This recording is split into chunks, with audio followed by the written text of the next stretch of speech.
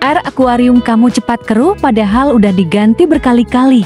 Ternyata, ada rahasia simpel yang banyak orang belum tahu. Berikut ini rahasianya.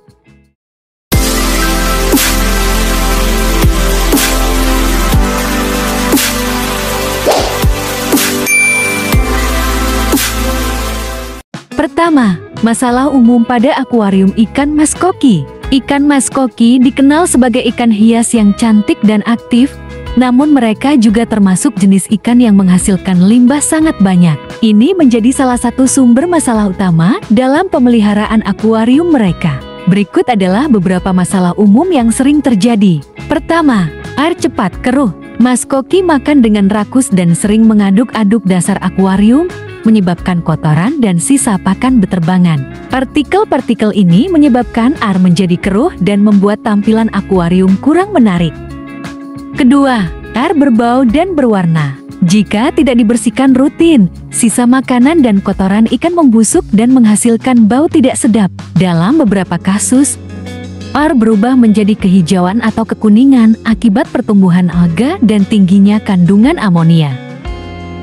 Ketiga, lonjakan amonia dan nitrit. Karena produksi limbah tinggi, konsentrasi amonia bisa naik cepat jika filtrasi dan pergantian air tidak memadai. Amonia dan nitrit yang tinggi sangat berbahaya bagi ikan.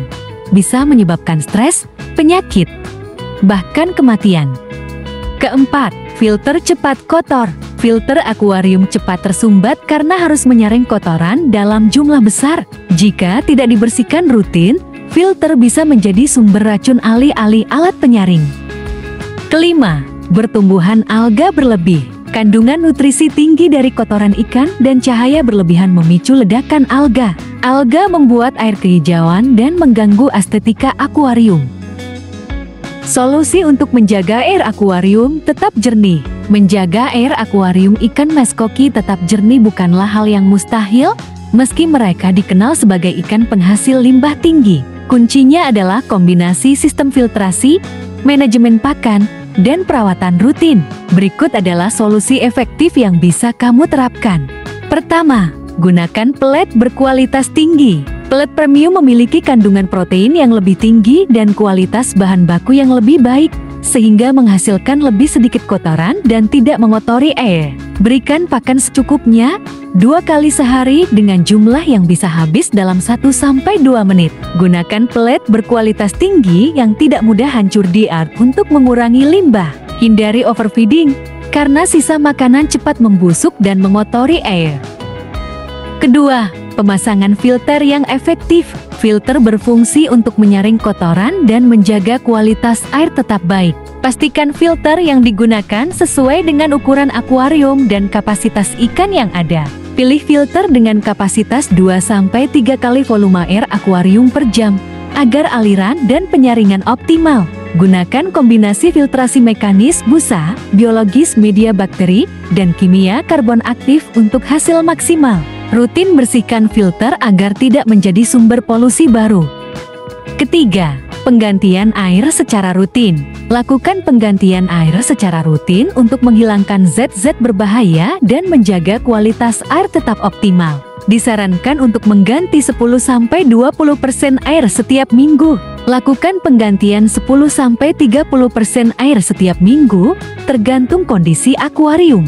Gunakan air yang sudah didiamkan atau diberi deklorinator agar aman bagi ikan.